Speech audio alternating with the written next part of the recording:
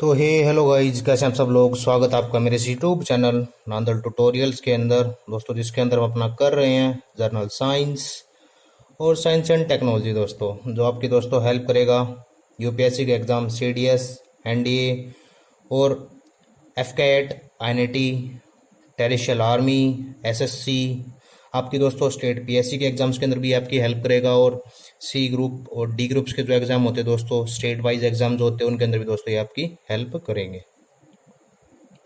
तो दोस्तों, जो आज का हमारा टॉपिक है वो है प्लांट फिजियोलॉजी और पादप कार्यकी, जिसको हिंदी में बोलते हैं पादप कार्यकी। इसके अंदर दोस्तों सबसे पहले हम एक मेन जो इसके अंदर है दोस्तों, वो है फोटोसिंथेसिस, प्रकाश संश्लेषण, जिसको बहुत सारे लोगों ने पढ़ा भी होगा कि फोटोसिंथेसिस क्या होता है। मेकिंग फूड बाय प्लांट, यही देखते हैं दोस्तों मेनली इसके अंदर कि मेन जो फूड बनाता है और ऑक्सीजन फॉर्मेशन की फोटोसिंथेसिस के अंदर क्या होता है दोस्तों, कि प्लांट अपना फूड, अपना भोजन निर्माण करता है और ऑक्सीजन का फॉर्मेशन करता है। ठीक है दोस्तों, इसके अंदर क्या होता है दोस्तों कि जो फूड का जन्म होता है इस प्रक्रिया में, और इसके अंदर क्या होता है दोस्तों, CO2 का भी ऑब्जर्वेशन होता है। मतलब फोटोसिंथेसिस के अंदर हम मेनली कह सकते हैं कि इसके अंदर तीन पार्ट्स होते हैं। एक होता है दोस्तों फूड फॉर्मेशन, एक होता है दोस्तों ऑक्सीजन फॉर्मेशन, एक होता है दोस्तों CO2 का ऑब्जर्वेशन। नेक्स्ट दोस्तों, एक रिएक्शन जैसे जो नॉर्मली होती है, जो इसके अंदर जैसे 6CO2, एक बैलेंस इक्वेशन है 12H2, जो सनलाइट के प्रेजेंट में दोस्तों क्लोरोप्लास्ट के द्वारा होती है, C6H12O6, एक ग्लूकोज का फॉर्मेशन मेनली होता है, जिसके अंदर से 6O2 और 6H2 मेनली बाहर निकलते हैं दोस्तों। इसके अंदर दोस्तों क्या होता है, इसको हम एक एंडोथर्मिक रिएक्शन बोलते हैं। एंडोथर्मिक रिएक्शन दोस्तों, जिसके अंदर हम कुछ चीजें देते हैं जिसके अंदर से हीट नहीं निकलती। एक्सोथर्मिक के अंदर से हीट निकलती है, एंडोथर्मिक के अंदर हम कुछ भी चीजें उसके अंदर इम्प्लांट मस्को डाल रहे हैं मेनली कैटलिस्ट के थ्रू। इसमें दोस्तों जो मेनली जो ऑक्सीजन रिलीज होती है ना दोस्तों, वो वाटर के टूटने से रिलीज होती है। कई बार ये क्वेश्चन पूछा गया है, पीसीएस के अंदर ही पूछा गया दोस्तों, जैसे यूपी वालों में, आरएएस वालों में और एमए मध्य प्रदेश वालों में, कि जो प्लांट्स ऑक्सीजन रिलीज करते हैं, प्लांट ऑक्सीजन रिलीज करते हैं ड्यूरिंग फोटोसिंथेसिस, वो कहां से रिलीज होती है? वो होती है दोस्तों पानी से, H2O से। एक बेसिक सा रफ सा डायग्राम बनाया दोस्तों मैंने समझाने के लिए कि प्लांट सेल का जैसे इसके अंदर आरएनए होता है और मेन होता है दोस्तों ग्रेना। आरएनए डीएनए के बारे में हम देख चुके हैं। एक मेम्ब्रेन होती है, एक स्टोमा और ग्रेना, ये दो इंपॉर्टेंट पार्ट होते हैं दोस्तों एक फोटोसिंथेसिस के अंदर, एक प्लांट के अंदर, जो अहम भूमिका निभाते हैं। एक इंपॉर्टेंट पार्ट है इन दोनों का फोटोसिंथेसिस के अंदर। अब देखते हो दोस्तों क्लोरोप्लास्ट रिएक्शन के अंदर मेनली क्या क्या होता है दोस्तों। एक होती है दोस्तों लाइट रिएक्शन, जिसको प्रकाशीय अभिक्रिया बोलते हैं। एक होती है डार्क रिएक्शन, जिसको अप्रकाशीय अभिक्रिया बोलते हैं। मेनली दोस्तों जो लाइट रिएक्शन है, ज्यादातर बच्चों ने इसको पढ़ा भी होगा। डार्क रिएक्शन के बारे में मेरे को लगता है कि बहुत कम बच्चों ने पढ़ा होगा इसके बारे में, कई टीचर्स इसके बारे में बताते भी नहीं है। जैसे तो लाइट रिएक्शन दोस्तों, इसको मेनली जो साइंटिस्ट ने खोजा था उसको नाम था दोस्तों हिल ने इसको नॉर्मल डिस्कवर किया था, इसलिए इसको हिल रिएक्शन भी कहते हैं दोस्तों। कई बार क्वेश्चन पूछ ले जाता है, ये भी कंपटीशन एग्जाम में, छोटे एग्जाम्स में या पीसीएस एग्जाम्स में ज्यादा पूछ ले जाता है कि हिल रिएक्शन किसे कहा जाता है। और दोस्तों जो हिल रिएक्शन होती है इसके अंदर मेनली होता है दोस्तों लाइट मोस्ट इंपॉर्टेंट होती है दोस्तों। अगर लाइट नहीं होगी तो ये लाइट रिएक्शन नहीं कहलाएगी दोस्तों। और जैसे तो प्रकाश संश्लेषण, जो फोटोसिंथेसिस होता है दोस्तों, इसमें प्रकाश की आवश्यकता होती है, इसी प्रक्रिया में होती है। मेनली ये क्या कहना चाहता है दोस्तों, ये कहना चाहता है कि जो फोटोसिंथेसिस हम देख रहे हैं प्लांट्स के अंदर, उसके अंदर लाइट इंपॉर्टेंट है, और उस फोटोसिंथेसिस को ही हम लाइट रिएक्शन कहते हैं, जिसके अंदर हम लाइट दे रहे हैं, जिसके अंदर से उसको सनलाइट से वो अपनी एनर्जी लेकर अपना फूड फॉर्मेशन कर रहा है by the process of photosynthesis. इसके अंदर क्या होता है दोस्तों, इस रिएक्शन में जो मेनली हम जो लाइट की जो हेल्प लेते हैं दोस्तों, उसके अंदर क्या होता है दोस्तों, वाटर का जो होता है ना दोस्तों, पानी का, तो उसको प्रकाशीय अपघटन देखते हैं दोस्तों। ठीक है दोस्तों, मेनली जो अपघटन देखते हैं दोस्तों, जो हम देखते हैं कि ये टूट रहा है, उसके अंदर वो सिर्फ पानी होता है जो HV की प्रेजेंट में होता है, 2H positive 2E negative electron जो बाहर निकालता है, और हाफ O2 जो ऑक्सीजन उसने बाहर निकाल लिया। मेनली जो राइट रिएक्शन होती है ना दोस्तों, लाइट रिएक्शन के अंदर एक ही चीज होती है, उसके अंदर होता है दोस्तों जो हमारा वाटर है दोस्तों, वो पानी टूट रहा है अलग अलग पार्ट्स के अंदर, और उसी के अंदर से जो ऑक्सीजन बाहर निकल रही है। और मेनली दोस्तों हम ये कह सकते हैं कि ये जितनी भी रिएक्शन है दोस्तों, ये क्लोरोप्लास्ट के ग्रेना में हो रही है, क्लोरोप्लास्ट के ग्रेना में हो रही है, जो रूबिस्को की हेल्प से हो रही है। रूबिस्को क्या है वो हम आगे पढ़ेंगे। मैंने दोस्तों कई बार आपने सुना होगा कि खरपतवार डाले जाते हैं दोस्तों, खेतों के अंदर पेस्टिसाइड्स डाले जाते हैं ताकि जो अनवांटेड प्लांट्स हैं उनको खत्म किया जा सके। उसके अंदर दोस्तों क्या होता है, मेनली जो पेस्टिसाइड्स होते हैं दोस्तों, जो किसान के द्वारा पेस्टिसाइड डाले जाते हैं खेतों के अंदर, वो मेनली इस रिएक्शन को स्टॉप कर देते हैं। एक प्लांट के अंदर इस रिएक्शन को स्टॉप कर देते हैं, जिसकी वजह से वो खरपतवार जो नॉर्मली क्या वो नष्ट हो जाते हैं। और मेनली अब ये क्वेश्चन भी होगा कि सर फिर ये सिर्फ छोटे पौधों पे ही काम क्यों करता, बड़े पौधों पे काम क्यों नहीं करता? क्योंकि प्लांट्स तो दोनों ही हैं। वो छोटे पौधों पे इसलिए काम करता है दोस्तों क्योंकि उनकी पत्तियां भी काफ़ी छोटी होती हैं, वो इजिली इसको टॉलरेट नहीं कर पाते हैं। जो बड़े पौधे होते हैं दोस्तों, उनकी पत्तियां इसको इजिली टॉलरेट कर पाती हैं, इसकी वजह से मेन। नेक्स्ट दोस्तों डार्क रिएक्शन, जिसको बोलते हैं अप्रकाशीय अभिक्रिया। मेनली दोस्तों इसको खोजा गया था ब्लैक मैन के द्वारा। इसको एक इसलिए ब्लैक रिएक्शन इसलिए कहा जाता है इसको, क्योंकि इसको एक ब्लैक मैन के द्वारा खोजा गया था। जो डिस्कवरी इसकी हुई थी वो ब्लैक मैन ने की थी, इसको ब्लैक रिएक्शन भी कहा जाता है। और दोस्तों इस रिएक्शन में मेनली क्या होता है दोस्तों, लाइट की नीड नहीं होती है। हम कह सकते हैं कि जो डार्क रिएक्शन है ये मेनली रात में होती है, या अंधेरे में होने वाली रिएक्शन को हम क्या कहते हैं दोस्तों, डार्क रिएक्शन की। जो पौधे अंधेरे में भी अपना भोजन बना लेते हैं, या जो अंधेरे में रखे रहते हैं, रूम्स के अंदर ज़्यादातर रखे रहते हैं जहाँ पर लाइट नहीं आती। इसके अंदर दोस्तों क्या होता है, ये रिएक्शन जो होती है वो दोस्तों ये होती है क्लोरोप्लास्ट के स्टोमा के अंदर, जो हम पढ़े थे। ये कहाँ होती है दोस्तों, ग्रेना के अंदर होती है जो लाइट रिएक्शन, ये होती है दोस्तों स्टोमा के अंदर होती है मेनली। और जो एक कंप्लीट रिएक्शन है ना दोस्तों, ये कंप्लीट रिएक्शन को हम कहते हैं दोस्तों C3 साइकिल, जिसको कैल्विन साइकिल भी कहा जाता है, जिसको कैल्विन नाम के साइंटिस्ट ने बताया था। एक इसको कंप्लीट एक साइकिल कहा जाता है दोस्तों। इसके अंदर दोस्तों क्या होता है, जो CO2 होता है दोस्तों, वो CO2 जो एक रूबिस्को एंजाइम होता है दोस्तों, पृथ्वी पर सबसे ज्यादा यही पाया जाता है, रूबिस्को एंजाइम। रूबिस्को एंजाइम क्या होता है दोस्तों, ये रूबिस्को एंजाइम इस CO2 की रिएक्शन कराता है रूबिक्लोज 1,5 डाइफॉस्फेट के साथ। हमने देखा दोस्तों रूबिस्को CO2 को मेनली क्या करता है दोस्तों, पकड़ता रहता है, कैच करता रहता है। ये प्लांट के अंदर होता है रूबिस्को, ठीक है दोस्तों, प्लांट सेल्स के अंदर होता है रूबिस्को, जो CO2 को पकड़ता रहता है भोजन बनाने के लिए। और धरती पे सबसे अधिक मात्रा में तो दोस्तों रूबिस्को ही होता है। अगर रूबिस्को ना हो तो कहीं ना कहीं प्लांट्स की फॉर्मेशन, जो फूड बना रहे हो वो फूड ही नहीं बनेगा दोस्तों। और जब दोस्तों जो CO2 है ये इस रूबिक्लोज 1,5 डाइफॉस्फेट के साथ रिएक्शन करता है दोस्तों, तो 3 कार्बन कंपाउंड फॉर्मेशन करता है। 3 कार्बन मॉलिक्यूल जो होता है दोस्तों 3 PCA, जिसको बोलते हैं दोस्तों फोस्फोग्लाइसरीन एसिड। मेनली दोस्तों जब ये रिएक्शन 6 टाइम होती है दोस्तों, 6 टाइम जब ये रिएक्शन कंप्लीट हो जाती है तो बनता है दोस्तों C6H12O6, जो नॉर्मली नीड होता है। और इसी पूरी कंप्लीट रिएक्शन को दोस्तों बोला जाता है C3 साइकिल रिएक्शन। और जो इससे पहला प्रोडक्ट बनता है दोस्तों 3 कार्बन का, इसकी वजह से इसको C3 साइकिल कहा जाता है। जो हमने देखा था ना 3 PCA बन रहा है, वो एक 3 कार्बन मॉलिक्यूल होता है जिसको फोस्फोग्लाइसरीन एसिड बोला जाता है। इसलिए इसको जिसका फर्स्ट प्रोडक्ट होता है वो 3 कार्बन का होता है, इसलिए भी इसको C3 साइकिल बोला जाता है दोस्तों। नेक्स्ट दोस्तों जो C3 साइकिल के बाद आया, C3 साइकिल के बाद C4 साइकिल आया था दोस्तों, जिसको हैच और स्लैग इनके द्वारा खोजा गया था मेनली दोस्तों। इसको हैच और स्लैग चक्कर भी मेनली कहा जाता है। और जो दोस्तों हमारे C3 प्लांट्स होते हैं, C3 प्लांट्स कौन से होते हैं दोस्तों, जैसे कोई भी हम देख रहे हैं, जैसे नीम का हो गया, आम का हो गया, या जो आप अपने आसपास देख रहे हो उनको बोला जाता है दोस्तों C3 प्लांट्स। अब देखते हैं दोस्तों C4 प्लांट्स क्या होते हैं मेनली। जो C4 प्लांट्स होते हैं दोस्तों, जैसे गन्ना, आलू, गेहूं, चावल, मक्का, ये दोस्तों हमारे कौन से होते हैं, ये दोस्तों ये होते हैं हमारे C4 प्लांट्स। अब C4 प्लांट्स उन प्लांट्स को कहा जाता है मेनली जो मेनली हमें ज्यादा प्रोडक्टिविटी देते हैं, जैसे जो खाने योग्य होते हैं दोस्तों, उनको बोला जाता है C4 प्लांट, जिनसे हमें ज्यादा खाना मिलता है। इनके अंदर भी दोस्तों क्या ये क्यों बनाए गए दोस्तों, C4 प्लांट्स क्यों बनाए गए मेनली दोस्तों, जो हम पीछे हम रूबिस्को एंजाइम पढ़ रहे थे ना दोस्तों, उस रूबिस्को एंजाइम की एक कमी थी कि ये रूबिस्को एंजाइम जो था ना दोस्तों, ये क्या करता था, ये ऑक्सीजन के साथ रिएक्शन कर लेता था। और जब ये ऑक्सीजन के साथ रिएक्शन कर लेता था दोस्तों, ये कार्बन के साथ रिएक्शन नहीं करता था। और कार्बन के साथ रिएक्शन नहीं करता था तो प्लांट्स अपना भोजन नहीं बना पाते थे, अपना फूड नहीं प्रिपेयर कर पाते थे। इसकी वजह से क्या था दोस्तों, प्लांट्स की डेथ हो जाती थी। फिर उसके बाद दोस्तों नेचर ने एक नया एंजाइम बनाया C4 प्लांट्स की, जिसको C4 साइकिल बताया जाता है। इसके अंदर क्या होता है दोस्तों, वही सेम रूबिक्लोज 1,5 डाइफॉस्फेट होता है।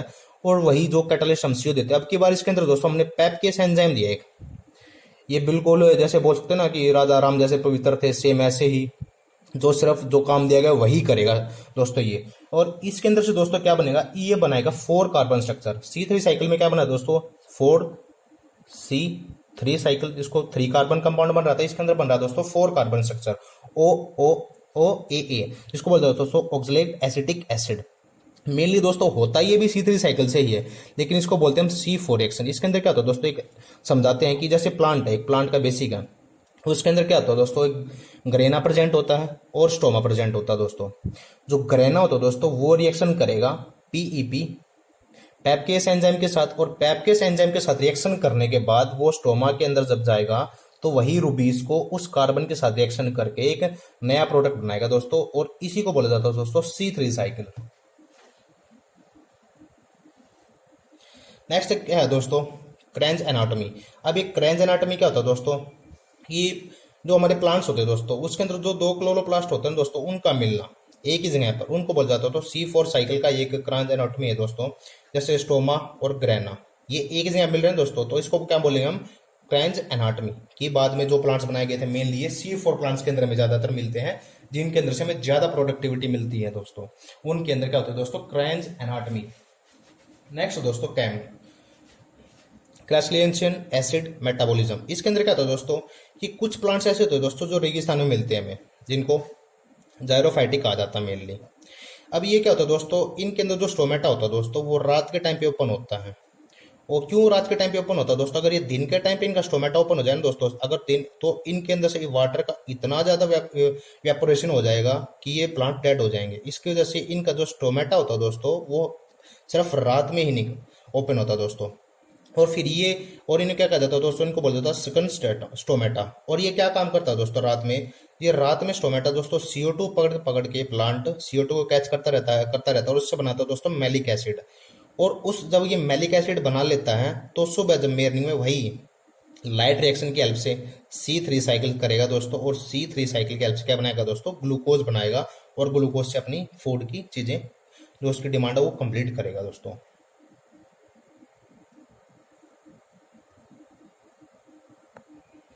नेक्स्ट है दोस्तों कि कुछ फैक्टर अफेक्टिंग जो फोटोसिंथेसिस को अफेक्ट करते हैं, कि ऐसे फैक्टर कौन से हैं कि जो फोटोसिंथेसिस को अफेक्ट करते हैं। फर्स्ट है दोस्तों अमाउंट ऑफ ऑक्सीजन। अब अगर हम अमाउंट ऑफ ऑक्सीजन इंक्रीज कर देंगे तो क्या होगा दोस्तों, जो C3 प्लांट्स थे मेरे, उनके अंदर जो फोटोसिंथेसिस है वो कम हो जाएगा। वो क्यों होगा दोस्तों, रुबिस्को एंजाइम की वजह से। रुबिस्को एंजाइम हमने देखा था दोस्तों, उसकी वजह से हमने पैपकेस एंजाइम लिया था। रुबिस्को एंजाइम की कमी क्या थी दोस्तों, कि जो रुबिस्को एंजाइम है ना दोस्तों, जैसे जैसे ऑक्सीजन की क्वांटिटी बढ़ेगी, ये क्वांटिटी बढ़ते ही ऑक्सीजन के साथ रिएक्शन करना स्टार्ट कर देगा। और ये ऑक्सीजन के साथ रिएक्शन करेगा दोस्तों, तो जो कार्बन के साथ ये रिएक्शन नहीं करेगा, और कार्बन के साथ रिएक्शन नहीं करेगा तो पेड़ पौधे अपना भोजन नहीं बना पाएंगे। एक मेन है कि दोस्तों फोटोसिंथेसिस से भी अफेक्ट होता है। नेक्स्ट है दोस्तों कि अगर अमाउंट ऑफ CO2 हम इंक्रीज कर रहे हैं, अमाउंट ऑफ CO2 अगर हम इंक्रीज कर रहे हैं दोस्तों, तो इससे क्या होगा दोस्तों, जो हमारा फोटोसिंथेसिस है दोस्तों वो धीरे धीरे क्या होगा दोस्तों, इंक्रीज होगा। और इससे क्या होगा दोस्तों, CO2 का जो फर्टिलाइजेशन इफेक्ट कहा जाता है कि CO2 बहुत ज्यादा हो गया और CO2 का फर्टिलाइजेशन अधिक हो गया, कि मात्रा अगर अधिक बढ़ रही है CO2 की तो फोटोसिंथेसिस अधिक होगा, और उससे क्या होगा, प्लांट्स वगैरह डेवलप ज्यादा करेंगे। नेक्स्ट है दोस्तों टेम्परेचर। टेम्परेचर के अंदर क्या होता है दोस्तों, कि जैसे नॉर्मल जो टेम्परेचर होता है 20 डिग्री टू 30 डिग्री सेल्सियस के अगर मिड में टेम्परेचर होता है ना दोस्तों, तो इस पर जो एंजाइम्स होते हैं ना दोस्तों वो रिएक्शन प्रॉपर अधिक करते हैं। अगर टेम्परेचर अधिक हो जाए या कम हो जाए तो इससे एंजाइम्स है दोस्तों रिएक्ट नहीं कर पाते। जैसे एग्जांपल ले लेते हैं हमारी बॉडी का, कि जैसे हमारी बॉडी का जो नॉर्मल टेम्परेचर बोला जाता है वो बोला जाता है दोस्तों 37 डिग्री। तो इसके अंदर क्या होता है दोस्तों, जब तक नॉर्मल टेम्परेचर रहता है हमारी बॉडी का, तो तब तक हमारी बॉडी अच्छे से काम करती रहती है। कई बार डॉक्टर क्या बोलता है कि भाई इसको फीवर हो गया 104 डिग्री, 102 डिग्री या 100, मतलब ये मैक्सिमम हो जाता है 106 डिग्री किसी को हो जाए तो बोलता है भाई इसको बहुत ज्यादा डिग्री होगी। इसकी वजह से क्या होता है दोस्तों, कि जो हमारी बॉडी के एंजाइम्स होते हैं दोस्तों वो वर्क करना बंद कर देते हैं, और हमारी बॉडी को ऑक्सीजन की नीड ज्यादा होनी स्टार्ट हो जाती है। अब ऑक्सीजन की नीड ज्यादा होगी तो क्या होगा दोस्तों, जैसे हमें वॉमिटिंग हो रही है या हमें हेडेक हो रहा है, तो मेनली जब ज्यादा टेम्परेचर बढ़ेगा तो एंजाइम वर्क नहीं कर रहे। जैसे कई बार क्या होता है कि हम गर्मियों सर्दियों में 60 डिग्री या 70 डिग्री ज़्यादा गर्म पानी से नहा लेते हैं, कई बार इससे क्या होता है दोस्तों कि जो हमारी बॉडी के ना एंजाइम्स होते हैं ना वो वर्क करना बंद कर देते हैं, और इससे क्या होता है दोस्तों कई बार डेथ भी हो जाती है। इसलिए ज़्यादा गर्म पानी से भी नहीं नहाना चाहिए इसकी वजह से और यही होता है दोस्तों अगर टेम्परेचर बिल्कुल कम कर दें हम, जैसे हमारे फ्रिज के अंदर हम कुछ भी रखते हैं, कोई भी वेजिटेबल रख रहे हैं या कोई अदर चीज़ें रख रहे हैं, तो ज़्यादा लंबे टाइम तक खराब नहीं होती। क्यों? क्योंकि दोस्तों वहाँ पे हम टेम्परेचर बिल्कुल कम कर देते हैं उसका, और टेम्परेचर कम कर देते तो दोस्तों एंजाइम रिएक्ट नहीं कर पाते, और एंजाइम रिएक्ट नहीं कर पाते दोस्तों वो खराब नहीं हो पाती। इसलिए बोलते हैं दोस्तों जैसे सर्दियों के अंदर अगर हम दूध वगैरह गर्म ना करें तो भी वो लंबे टाइम तक चल जाता है, लेकिन गर्मियों में दोस्तों अगर हम बना लेते हैं कोई सब्जी वगैरह बना लेते हैं तो वो जल्दी से जल्दी जैसे 1 डेढ़ घंटे के अंदर भी खराब हो जाती है। नेक्स्ट दोस्तों वेलोसिटी ऑफ लाइट, प्रकाश की तीव्रता। अगर दोस्तों उसकी वेलोसिटी हाई है तो उसके अंदर क्या होता है दोस्तों जो क्लोरोप्लास्ट होते हैं दोस्तों वो क्या होता है जल जाते हैं मेनली दोस्तों। और सबसे ज्यादा तो फोटोसिंथेसिस होता है दोस्तों वो होता है रेड कलर के अंदर। रेड कलर जैसे कि व्हाइट लाइट आ रही है, व्हाइट लाइट के अंदर हमें पता है दोस्तों उसके अंदर 7 कलर्स होते हैं, और उन 7 कलर के अंदर जो सबसे ज्यादा फोटोसिंथेसिस होता है दोस्तों वो होता है रेड कलर के अंदर। और दोस्तों जो सबसे कम फोटोसिंथेसिस होता है दोस्तों वो होता है ग्रीन कलर के अंदर। इसके अंदर क्या होता है दोस्तों जैसे ही ग्रीन कलर आएगा दोस्तों जो पेड़ की पत्तियां होती है दोस्तों वो उसको रिफ्लेक्ट कर देती हैं, और रिफ्लेक्ट कर देती है तो दोस्तों हमारी आंखों में पड़ता है, और उसी की वजह से दोस्तों हमें उन पत्तियों का कलर होता है जो ग्रीन दिखाई देता है मेनली। और कई बारी मैंने काफ़ी टीचर्स को देखा है, ऑफलाइन ऑनलाइन पढ़ा भी हूँ मैं खुद भी, तो देखते हैं दोस्तों कि कुछ ऐसे मिथ क्रिएट कर दिए गए मार्केट के अंदर कि ये चीज़ें होती हैं, लेकिन ऐसा कुछ प्रेजेंट होता नहीं है। क्या होता है दोस्तों कि रात को ऐसा कुछ बोला जाता है कि रात को ना पौधे के नीचे सोना नहीं चाहिए, रात को पौधे हानिकारक होते हैं। ऐसा कुछ नहीं होता दोस्तों, ये सिर्फ एक झूठ है, एक फालतू का मिथ फैला दिया गया मार्केट के अंदर कि रात को पौधे के नीचे नहीं सोना चाहिए, वो हानिकारक होते हैं कि। लेकिन इंसान के पास सो जाते हैं, इंसान तो ऑक्सीजन रिलीज करता है रात को, ऐसा तो नहीं होता ना दोस्तों। इंसान भी CO2 रिलीज करता है, और कहीं ना कहीं एक पेड़ से ज्यादा ही रिलीज करता है मेनली तो। लेकिन रात को पौधे के नीचे सोना हानिकारक क्यों नहीं, इसके रीजन क्या है दोस्तों। जनरली दोस्तों स्टोमेटा जो बड़े पौधे होते हैं ना उनका स्टोमेटा बंद होता है रात को दोस्तों। स्टोमेटा बंद होता है तो दोस्तों कोई भी गैस ना तो अंदर जा रही है ना कोई बाहर आ रही है, तो CO2 रिलीज कहाँ से कर रहे हैं इनफाइनाइट। वो रेस्पिरेशन दोस्तों जो उनकी होती है ना 100 टाइम स्लो होती है किसी भी पर्सन से। क्यों स्लो होती है दोस्तों कि एक पर्सन होता है दोस्तों वो हिलता डुलता रहता है, लेकिन जो हमारे ट्रीज होते हैं वो होते हैं दोस्तों स्टेबल, वो एक जगह से दूसरी जगह पे नहीं जाते। इसकी वजह से उनकी जो रेस्पिरेशन होती है दोस्तों वो 100 टाइम स्लो होती है। अगर कहीं ना कहीं फिर भी वो कोई CO2 का रिलीज कर रहे हैं अपनी बॉडी से, तो कहीं ना कहीं वो उसको अपनी बॉडी के अंदर ही रख रहे हैं दोस्तों, क्योंकि उनको फूड भी बनाना होता है उससे। तो एक मिथ होता है बड़ा वाहियात सा ये, जो टीचर के द्वारा बताया गया, पता नहीं किसने फैलाया है कि रात को पेड़ों के नीचे या पौधों के नीचे नहीं सोना चाहिए। नेक्स्ट दोस्तों ये फोटोसिंथेसिस का टॉपिक यहाँ पे खत्म हो रहा है। एक नेक्स्ट टॉपिक आज हम स्टार्ट कर रहे हैं प्लांट हार्मोन। अब प्लांट हार्मोन के अंदर एक टॉपिक और देख लेते हैं दोस्तों, फोटोसिंथेसिस का है दोस्तों क्लोरोसिस। अब क्लोरोसिस के अंदर क्या होता है दोस्तों, कई बार आप लोगों ने देखा होगा कि जो पौधे होते हैं दोस्तों उनकी जो पत्तियां होती है दोस्तों वो पीली पड़ जाती हैं। वो क्यों होती है दोस्तों, जब उनको प्रॉपर तरीके से सनलाइट नहीं मिलती है ना दोस्तों, उसकी वजह से उनकी जो पत्तियों का है ना वो पीला रंग हो जाता है धीरे धीरे, जब उनको प्रॉपर तरीके से सनलाइट नहीं मिल जाती। जब हम छोटी क्लासेस के अंदर थे 6th 7th के अंदर, तो हमें NCERT के अंदर एक एक्सपेरिमेंट कराया जाता था कि हम 2 गमले लेके आ रहे हैं, और एक गमले को हम रूम के अंदर रख रहे हैं और एक गमले को हम सनलाइट में रख रहे हैं, तो कौन सा कैसे डेवलप हो रहा है वो चीजें हम करके देखते थे। नेक्स्ट दोस्तों आज हम पढ़ेंगे प्लांट हार्मोन के बारे में। अब दोस्तों प्लांट हार्मोन क्या होते हैं और कैसे वर्क करते हैं प्लांट हार्मोन। दोस्तों प्लांट हार्मोन भी 2 टाइप के होते हैं, एक होते हैं दोस्तों वृद्धि प्रेरक जिनको बोलते हैं दोस्तों ग्रोथ प्रमोटर, एक होते हैं दोस्तों वृद्धि अवरोधक जिनको बोलते हैं दोस्तों ग्रोथ डिमोटर, जैसे ABA और एथाइलिन। और जो ग्रोथ प्रमोटर होते हैं दोस्तों जैसे ऑक्सिन हो गया, गिबरलिन हो गया, और ये साइटोकिनिन हो गया, इनके बारे में पढ़ते हैं दोस्तों।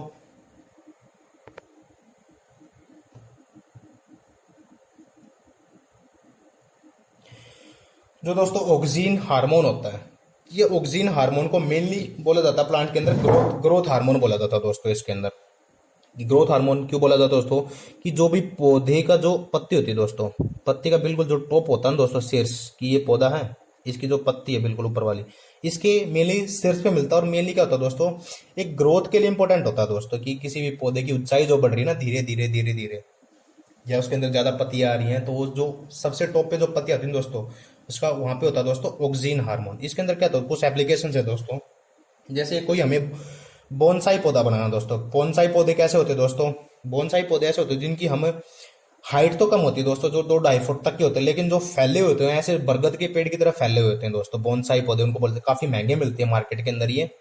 इनको कैसे बनाया जाता है दोस्तों? इनको बनाने के लिए दोस्तों जो उनका ऑक्सीजन, जो ऊपर की शीर्ष के होते हैं दोस्तों, ये पत्तियां, इनको काटा जाता है धीरे धीरे धीरे धीरे काटते रहते हैं। तो ये क्या होता है दोस्तों, नीचे नीचे फैलते रहते हैं, ऊपर नहीं फैल पाते। और दोस्तों नेक्स्ट दोस्तों, अगर ऑक्सीजन की मात्रा अगर हम इंक्रीज कर रहे हैं, जैसे एप्पल या जो भी पतले छिलके वाले फ्रूट्स होते हैं उनके अंदर, तो इनसे क्या करते हैं दोस्तों, उनकी जो साइज होता है दोस्तों, उनको बड़ा कर लिया जाता है। एक तो जो नेचुरल एप्पल्स होते हैं जो जम्मू कश्मीर से नॉर्मल नेचुरल है, उनका साइज देखना दोस्तों काफी बड़ा होता है। कुछ एप्पल जो बहुत छोटे होते हैं दोस्तों, उनके अंदर क्या होता है, ऑक्सीजन की क्वांटिटी होती है दोस्तों, वो कम होती है। एक है दोस्तों एथिलीन।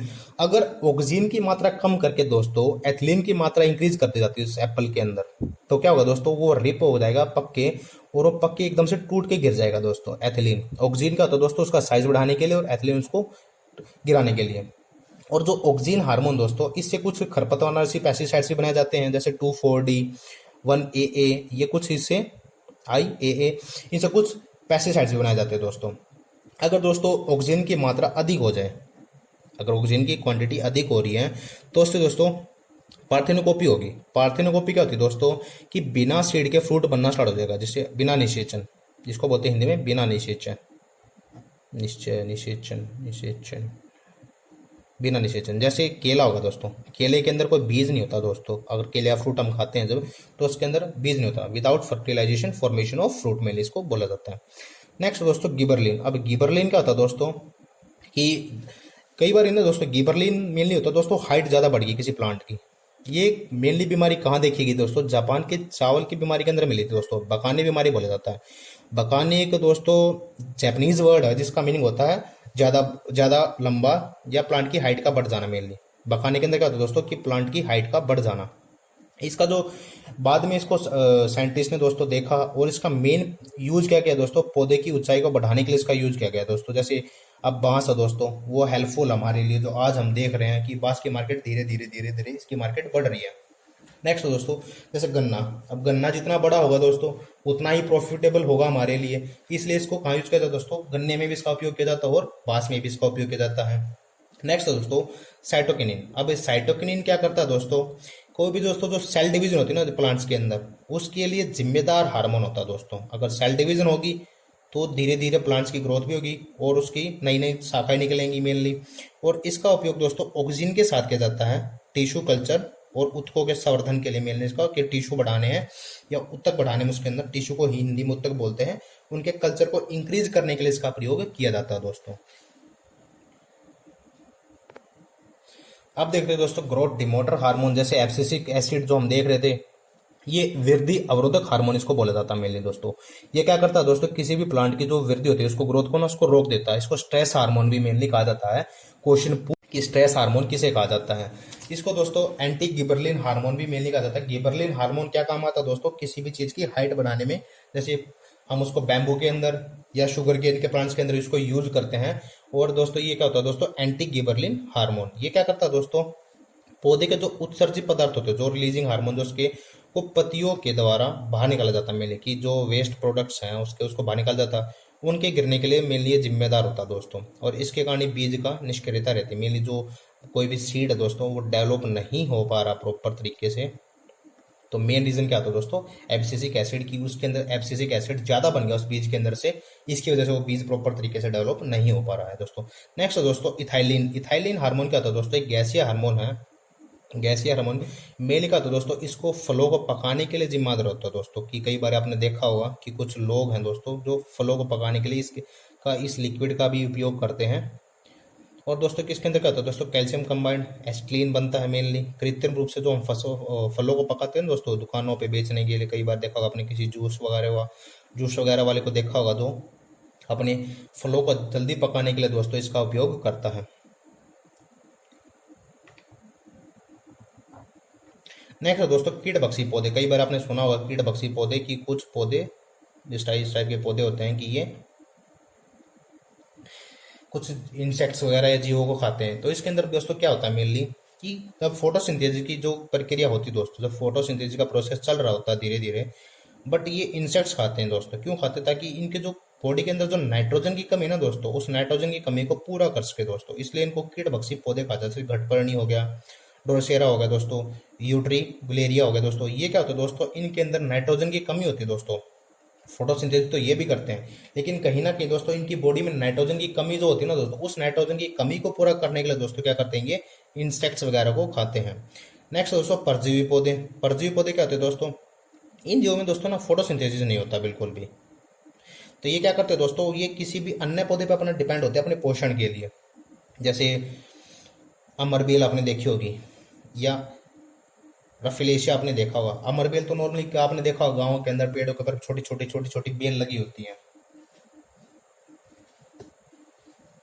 ये क्या होती है दोस्तों, इनका खुद का फोटोसिंथेसिस नहीं करती, ये उस प्लांट जिस प्लांट्स के ऊपर होती हैं दोस्तों, उस प्लांट से अपनी एनर्जी को ये लेती रहते हैं दोस्तों।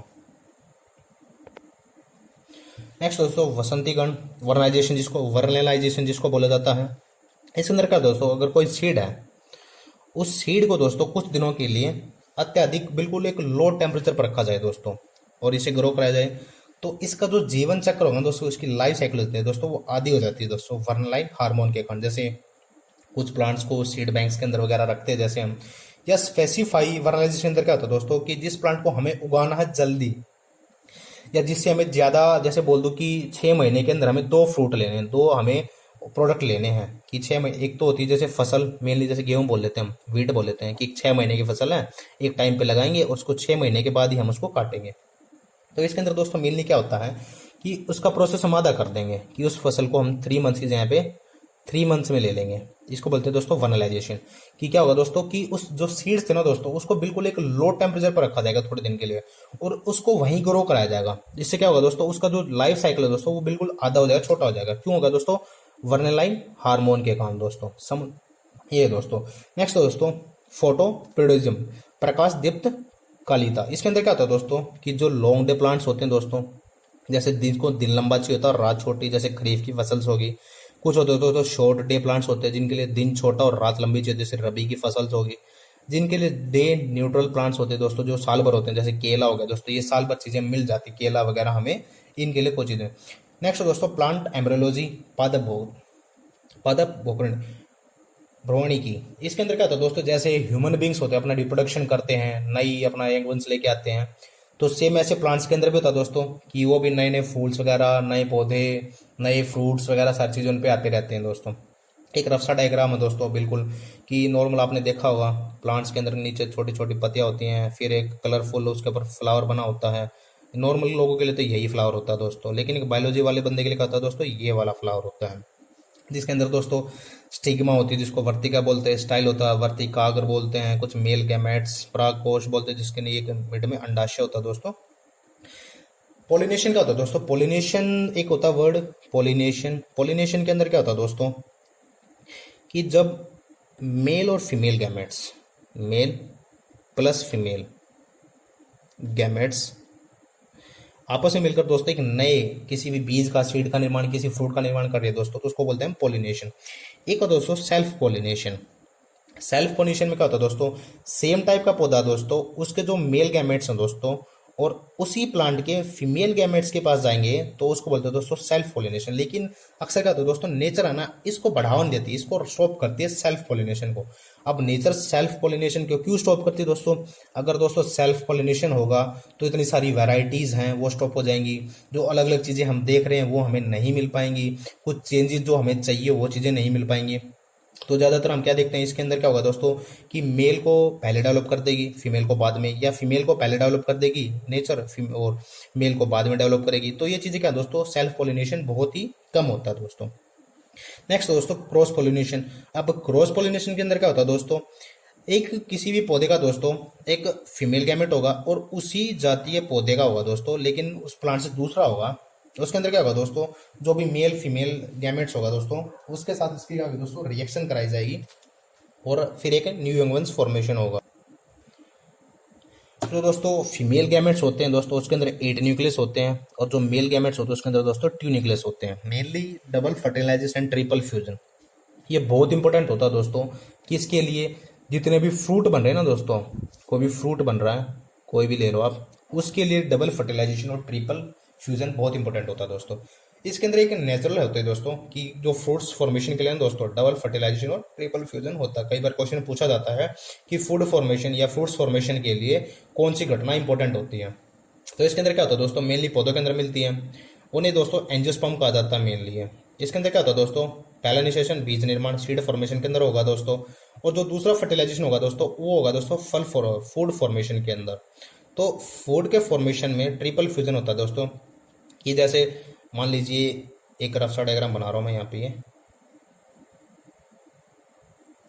ये एग्स थे फीमेल के, 8 न्यूक्लियस के अंदर एग होते हैं, और इधर से कोई भी एक आ रहा दोस्तों, और ये मेल था स्टिग्मा के अंदर, यहाँ से कोई भी फीमेल गैमेट्स यहाँ से स्टिग्मा के अंदर एंटर करेंगे। पहले तो स्टिग्मा दोस्तों ये चेक करेगा उस न्यूक्लियस के अंदर दोस्तों कि ये हमारी प्रजाति का है या नहीं है। जैसे ये नहीं होगा, जैसे आम का है तो वो नीम पतला जैसा तो होगा नहीं, वो देखेगा भाई आम का ही है, तो जैसे ही वो इसके अंदर एंट्री दे देगा दोस्तों, यहाँ फेलोपियन ट्यूब के अंदर एंट्री होगी दोस्तों, जो उसका फर्स्ट न्यूक्लियस दोस्तों ये फेलोपियन ट्यूब के अंदर जैसे एंटर होगा दोस्तों, ये डिवाइड होके ये 3 पार्ट में डिवाइड हो जाएगा दोस्तों। तो ये 3 पार्ट में होगा, तो यहाँ से न्यूक्लियस जैसे जैसे धीरे धीरे एंटर होगा दोस्तों, तो जैसे ही ये न्यूक्लियस एंटर होगा दोस्तों, एक न्यूक्लियस इस न्यूक्लियस का रिएक्शन करके इसको ब्लास्ट करके इस रास्ते को बिल्कुल ओपन कर देगा दोस्तों यहाँ से। और जो सेकंड न्यूक्लियस दोस्तों यहाँ पे था, वो सेकंड न्यूक्लियस आएगा और इसके साथ रिएक्ट करके यहाँ पे सीड फॉर्मेशन कर लेगा दोस्तों। अब सीड फॉर्मेशन हो गया, जो पीछे एक न्यूक्लियस और पेंडिंग था दोस्तों, वो एंट्री लेके इनके साथ मिलेगा दोस्तों और फर्टिलाइजेशन करके फ्रूट फॉर्मेशन करेगा। तो इसी को बोला जाता है दोस्तों double fertilisation and triple formation. और जो पीछे वाले हैं दोस्तों ये हो जाएंगे डिस्ट्रॉय। नेक्स्ट है दोस्तों कि कुछ अनिषेचक फलन क्या होता है दोस्तों, पैराथार्केपिक फ्रूट होते हैं। इन जो फ्रूट्स होते हैं दोस्तों, इन फ्रूट्स का निर्माण बिना निषेचय होता है दोस्तों, बिना निषेचन हो जाए तो उनको बोलते हैं। जैसे केले के अंदर, इनके अंदर हमें फ्रूट नहीं मिलता, उसके अंदर हमें बीज नहीं मिलता दोस्तों, सीड्स नहीं मिलते इनके अंदर हमें। जो भी नेचुरल रूप से दोस्तों हमें ऑक्सीजन की हेल्प लेते हैं, हमें पहले ही पढ़ चुके हैं कि ऑक्सीजन की हेल्प लेके हम इन फूड का फॉर्मेशन कर लेते हैं। नेक्स्ट दोस्तों फॉल्स फ्रूट। अब फॉल्स फ्रूट क्या होते हैं दोस्तों, कि जैसे किसी भी चीज का निर्माण जो ओवरी के अलावा कहीं पे भी हो रहा है दोस्तों, कि मान लो ये ओवरी थी यहाँ पे, लेकिन ओवरी के बाहर भी कुछ प्रोटीन्स ऐड हो गए और उस ओवरी के बाहर किसी फ्रूट का फॉर्मेशन हो गया, तो उसको बोलते हैं दोस्तों फॉल्स फ्रूट। अब फॉल्स फ्रूट के जैसे एग्जांपल एप्पल हो गया दोस्तों, पाइनएप्पल हो गया, स्ट्रॉबेरी। कई बार आप जब एप्पल को काटते हो दोस्तों, तो एप्पल के जो बीज होते हैं ना दोस्तों, उनके पास जगह खाली होती है, तो लेकिन एक्चुअली तो फ्रूट वहीं पे फॉर्मेशन होना था, लेकिन फ्रूट होता है उससे दूर फॉर्मेशन, तो इसलिए उनको बोलते हैं दोस्तों फॉल्स फ्रूट। ट्रू फ्रूट्स कौन से होते हैं दोस्तों, कि जिन फ्रूट्स का फॉर्मेशन ओवरी के अंदर ही होता है दोस्तों, जैसे मैंगो हो गया, लेमन हो गया। अब देखोगे ना बिल्कुल मैंगो की जो गुठलियां वगैरह होती है, लेमन की जो बिल्कुल है ना चिपकी होती है फ्रूट के साथ, तो उनको बोला जाता है दोस्तों ट्रू फ्रूट। और फॉल्स फ्रूट बोला जाता है उनको जिनका ओवरी के अलावा कहीं और पे फॉर्मेशन होता है, उनको बोला जाता है दोस्तों फॉल्स फ्रूट। जो दोस्तों मेल गैमेट्स होते हैं उनको बोलते हैं दोस्तों पोलन ग्रेन्स, और जो फीमेल गैमेट्स होते हैं उनको बोलते हैं दोस्तों ओव्यूल। कुछ हम दोस्तों जो फूड जल संबंध वगैरह देख लेते हैं, फूड वगैरह जब वाटर प्लांट रिलेशन देख लेते हैं, अगर फूड वगैरह एक बिल्कुल रफ सा गंदा सा डायग्राम बनाया है, अपेक्स और बर्ड्स होते हैं, फ्लावर होते हैं, स्टीम होती है और रूट्स होती हैं दोस्तों नीचे। सबसे पहले देखते हैं दोस्तों जाइलम के बारे में। जाइलम का तो दोस्तों एक इनर पार्ट होता है प्लांट का। ये मेनली क्या काम करता है दोस्तों जाइलम, कि जो भी पानी का जो वाटर का ट्रांसपोर्ट होता है दोस्तों, जितना भी वाटर का ट्रांसपोर्ट होता है और जो मिनरल्स का ट्रांसपोर्ट होता है बॉडी के अंदर पत्तियों से जुड़ा तक, वो सारा वर्क कौन देखता है दोस्तों, वो देखता है जाइलम। नेक्स्ट है दोस्तों फ्लोएम। अब फ्लोएम क्या करता है दोस्तों, ये भी एक टिश्यू है दोस्तों, जो आउटर पार्ट में अकर करता है प्लांट के। जो भी फूड ट्रांसपोर्ट हो रहा है दोस्तों, या मेन वर्क हो रहा है दोस्तों पत्ती से जड़ों तक, वो सारा का सारा कौन देखता है दोस्तों, फ्लोएम देखता है मेनली। इसके अंदर दोस्तों क्या होता है, कुछ पौधे में जल का ट्रांसपोर्टेशन देख लेते हैं। इसको किसने बताया दोस्तों, डिक्सन और जोली नाम के दो साइंटिस्ट थे, उन्होंने बताया कि जो इवेपोरेशन होता है दोस्तों, उसकी घटना जल और जो मिनरल्स होते हैं दोस्तों उसके अवशोषण में मदद करते हैं मेनली। जो इवेपोरेशन होता है धीरे धीरे, वो क्या हेल्प करती है दोस्तों, जो जल होता है दोस्तों, जो वाटर होता है, जो मिनरल्स होते हैं दोस्तों, उसके ऑब्जर्वेशन में हेल्प करती है। और जो वाष्पोत्सर्जन होता है दोस्तों इवेपोरेशन के कारण जल का जो खिंचाव मेनली होता है, जो प्रेशर लगता है दोस्तों, वो प्रारंभ होता है। और कोएसिव और एडेसिव बल इसमें मदद करते हैं मेनली, कि जो फोर्स लग रहा है दोस्तों उसको खींचने में जो हेल्प कर रहा है कि पत्तियों तक वो पानी जा रहा है, उसके अंदर दोस्तों हेल्प करते हैं कोएसिव और एडेसिव फोर्स।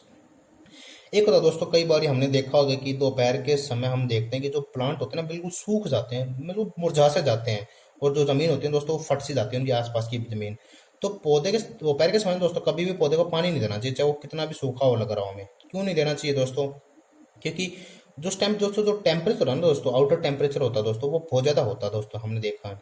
के कारण जो मृदा का जो तापीय प्रसार होता है दोस्तों वो हुआ होता है। जैसे हम देखते हैं ना कि जैसे हम ज्योग्राफी के अंदर पढ़ते हैं कि कोई भी सॉइल फॉर्मेशन कैसे होती है। सॉइल फॉर्मेशन होती है दोस्तों, जो रॉक्स होती है ना दोस्तों, वो फैलती सिकुड़ती या विंड्स एयर की वजह से चलती रहती है। जैसे कोई भी चीज़ है, उसको आप धूप में रख दो फैलेगी, ठंड में फिर सिकुड़ जाएगी, धूप में रखो फैलेगी। तो सेम वही होता है, जो मिट्टी होती है दोस्तों उसका तापीय प्रसार हो जाता है ओपन, जिसकी वजह से जो कैसेल है, जो पौधे की मेनली जो धारा होती है ना दोस्तों, जिसकी वजह से वो एयर लेता है दोस्तों, वो ओपन होती है मेनली।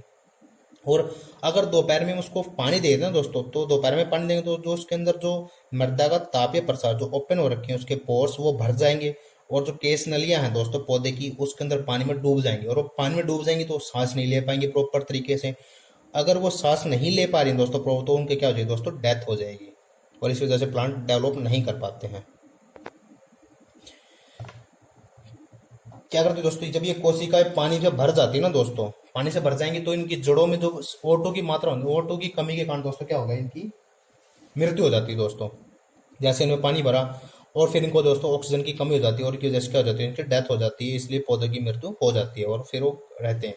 ठीक है दोस्तों, हाइड्रोफोनिक्स। अब हाइड्रोफोनिक्स क्या होता है दोस्तों, कि जो पौधे का विकास होगा दोस्तों पूर्णतः कंप्लीटली क्या होगा दोस्तों, जलीय तंत्र में होगा। जो जल वाले पौधे जैसे एग्जाम्पल सिंघाड़ा वगैरह होगा टाइप, ये जो प्लांट्स होते हैं ना, कमल का पौधे, ये सारे के सारे जो इनका कंप्लीट विकास पाता है दोस्तों जलीय तंत्र में। जैसे मॉडिफिकेशन कुछ प्लांट्स के अंदर होती है दोस्तों, धीरे धीरे की मॉडिफिकेशन कर रहे हैं प्लांट्स के अंदर मजबूती के लिए। क्या करते हैं दोस्तों, जो बरगद की पेड़ की जड़ें होती हैं दोस्तों, जिनको स्लिथ रूट बोला जाता है मेनली, ये क्या करते हैं दोस्तों, तनों से निकल कर पेड़ को मजबूती प्रदान करते हैं। आप देखते होगे ना दोस्तों, बरगद का या जो बड़े बड़े पौधे होते हैं दोस्तों, बरगद का पौधा बहुत फैलता है। अब वो बहुत फैलता है तो इसकी वजह से क्या होता है दोस्तों, उसकी उसकी जो टहनियाँ होती हैं दोस्तों, उससे धीरे धीरे जड़ निकलना स्टार्ट हो जाती हैं। और जड़ें क्या करती हैं दोस्तों, वो जड़ें धरती पे मिलके उसको प्रॉपर तरीके से न्यूट्रिशन वगैरह देती हैं दोस्तों। स्लिथ रूट क्या करते हैं दोस्तों, मजबूती के लिए होती हैं, बरगद के अंदर या दलदली पौधों के अंदर या वृक्षों में होती है, जैसे मैंग्रोव वगैरह के अंदर होते हैं दोस्तों, उनके अंदर भी निकलते हैं, ताकि उस पौधे को स्टेबिलिटी दे पाए, क्योंकि मैंग्रोव के जो पेड़ होते हैं दोस्तों वो पानी के अंदर मेनली होते हैं। नेक्स्ट दोस्तों रेस्पिरेशन रूट्स। अब रेस्पिरेशन रूट क्या होते हैं दोस्तों, ये होते हैं दोस्तों जो जड़ें होती है ना दोस्तों, वो पानी से बाहर निकल के, कि कुछ पौधे ऐसे होते हैं जो पानी के अंदर होते हैं, ये क्या करेंगे, ये पानी के अंदर जाकर धरती पे निकल आएंगी बाहर, ऐसे पानी से बाहर निकल के आ जाएंगी। तो ये क्या करेंगे दोस्तों, बाहर आकर जमीन पर ऑक्सीजन ग्रहण करती है। जैसे मैंग्रोव के जो पौधे होते हैं ना दोस्तों, उसके अंदर होती है रेस्पिरेशन रूट। ये क्या करती है, ताकि वो पानी के अंदर जब पानी भर जाता है, ज्वार आता है, टाइड आता है, तो उस टाइम भी इनकी हेल्प करती हैं। एक है दोस्तों फूड स्टोरेज। जैसे कुछ प्लांट्स होते हैं जड़ों के अंदर अपनी फूड स्टोरेज, जैसे गाजर हो गया, मूली हो गया, सलजम हो गया, शकरकंद हो गया, ये फूड स्टोरेज करते हैं दोस्तों। कुछ दोस्तों जो तनों का रूपांतरण भोजन के लिए करते हैं, कुछ तनों के लिए। जैसे ये क्वेश्चन पूछे जाते हैं भाई पीसीएस के अंदर, मैंने काफ़ी टाइम इन क्वेश्चन को देखा, सी ग्रुप्स के अंदर, डी ग्रुप्स के अंदर मैंने बहुत बार इन क्वेश्चंस को देखा है। जैसे प्याज हो गया, लहसुन हो गया, आलू, अदरक, हल्दी। एक दोस्तों जो पतिया है कांटों में, रेगिस्तान में नॉर्मली क्या होती हैं दोस्तों, कांटों में बदलती हैं, ताकि जो रेगिस्तान में है ना, जो उनकी जल की बर्बादी है दोस्तों, अगर चौड़ी पत्ती होगी तो ज़्यादा जल की बर्बादी होगी, अगर पत्ती बिल्कुल संकीर्ण होगी और उन पर कांटे होंगे धीरे धीरे, तो क्या होगा दोस्तों, जो वाटर वेपोरेशन है दोस्तों वो बिल्कुल कम हो जाएगा, ताकि उनके अंदर जो पानी की बर्बादी है, क्योंकि रेगिस्तान में पानी कम है, इसकी वजह से उनकी पानी की बर्बादी कम होती है दोस्तों, वो कांटों में बदल जाती है मेनली। और वो किसी भी जो अदर जीव यहाँ पे रहते हैं, लिविंग बींग्स रहते हैं, उनको खाने से बचने के लिए भी अपने कांटों को डेवलप कर लेती हैं। अब लास्ट में देखते हैं कुछ दोस्तों फैक्चुअल इन्फॉर्मेशन जो कई बार पूछ ली जाती है एग्जाम के अंदर, यूपी वालों के अंदर, या राजस्थान वाले, उत्तराखंड वाले, बिहार वाले, झारखंड वाले पूछ लेते हैं। जैसे सबसे स्मॉलेस्ट प्लांट जो है दोस्तों वो दुनिया के अंदर, वो है दोस्तों वोल्फिया का प्लांट। और दोस्तों जो सबसे लार्जेस्ट और जो हाइस्ट प्लांट है दोस्तों, ये है यूकेलिप्टस और सेक्यो का प्लांट्स। यूकेलिप्टस के प्लांट ज़्यादा पानी एब्जॉर्ब करते हैं दोस्तों, इन प्लांट्स को लगाया नहीं जाता दोस्तों, ये बहुत ज़्यादा पानी पीते हैं। जो well developed root system plants होते हैं दोस्तों, वो होते हैं मरुस्थलीय पौधे। ये क्यों होते हैं दोस्तों well developed root system plants, क्योंकि दोस्तों इनको डेवलप होने के लिए, क्योंकि रेगिस्तान में उगे हुए हैं और इनको प्रॉपर तरीके डेवलपमेंट करनी पड़ेगी, धरती के बहुत गहरे तक इनकी जड़ें होती हैं, ताकि एक तो पानी को ईजिली ये नीचे से ले पाएँ, और पानी का वेस्टेज भी कम हो। एक और दोस्तों पुअर डेवलप रूट सिस्टम की वजह से जो जलीय पौधे उनको पता है दोस्तों कि पानी बहुत ज़्यादा है, पानी की क्वांटिटी एनफ है। एक दोस्तों जो सबसे लार्जेस्ट फ्लावर होता है दोस्तों, सबसे लार्जेस्ट फ्लावर होता है दोस्तों, उस प्लांट का नाम है दोस्तों रेपलेसिया। रेपलेसिया का जो पौधा होता है दोस्तों, उस पौधे का जो फ्लावर होता है उसका सबसे बड़ा होता है दोस्तों। जो स्मॉलेस्ट फ्लावर होता है दोस्तों वोल्फिया, क्योंकि हमने ये देखा दोस्तों स्मॉलेस्ट प्लांट भी वोल्फिया है, तो अगर स्मॉलेस्ट प्लांट वोल्फिया तो दोस्तों स्मॉलेस्ट फ्लावर भी वोल्फिया होगा। तो धन्यवाद दोस्तों, वीडियो कैसी लगी ज़रूर बताना कमेंट सेक्शन में। वीडियो को लाइक करना, शेयर करना और चैनल को सब्सक्राइब करना दोस्तों। धन्यवाद दोस्तों।